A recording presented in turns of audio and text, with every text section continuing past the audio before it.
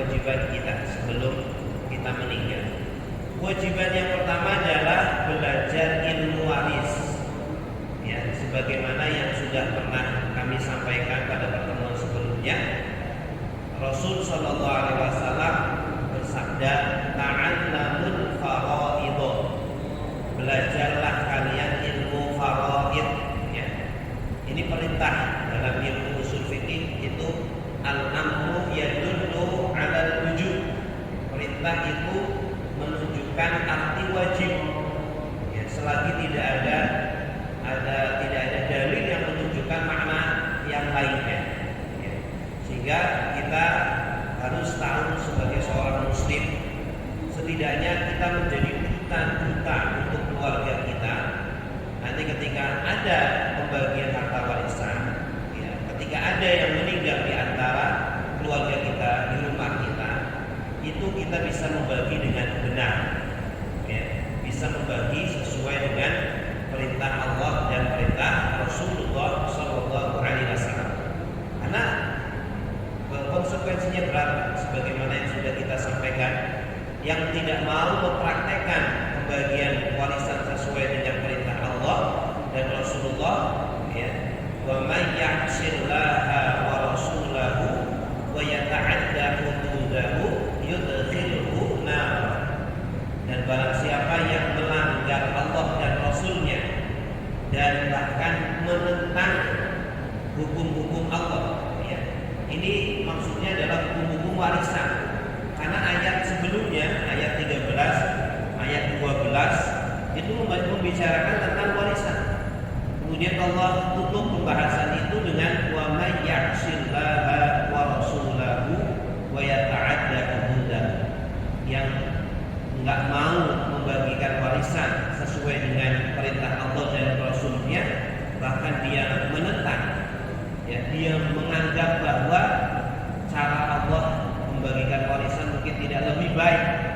Dia menganggap bahwa dibagi sama rata itu lebih adil, ya, dibagi sesuai dengan kesepakatan lebih bijaksana.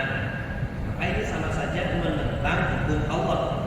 Maka konsekuensinya yudkhilhu naron khalidan fiha.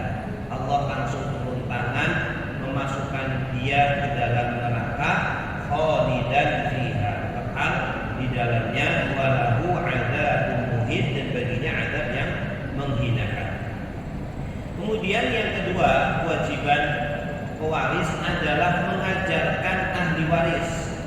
Jadi setelah kita sudah belajar ini, Pak, jangan cuma buat kita saja ilmunya, tetapi ajarkan kepada ahli waris kita, anak-anak kita, kepada istri atau suami kita, kepada saudara kita, kepada keluarga kita, agar nanti ketika ada pembagian warisan, ada salah satu keluarga kita yang meninggal, itu bisa dilaksanakan dengan lancar, dengan tanpa ada penentangan, karena semuanya sudah paham, karena semuanya sudah mengerti bagaimana perintah Allah dan perintah Rasul.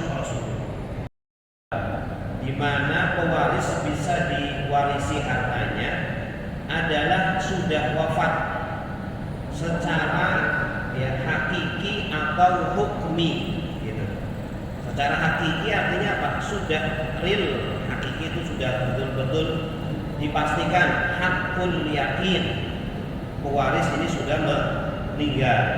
Dokter sudah menyatakan ini sudah meninggal ini, ya, sudah bisa dikuburkan. Atau secara hukmi, ya, seumpama bagaimana dia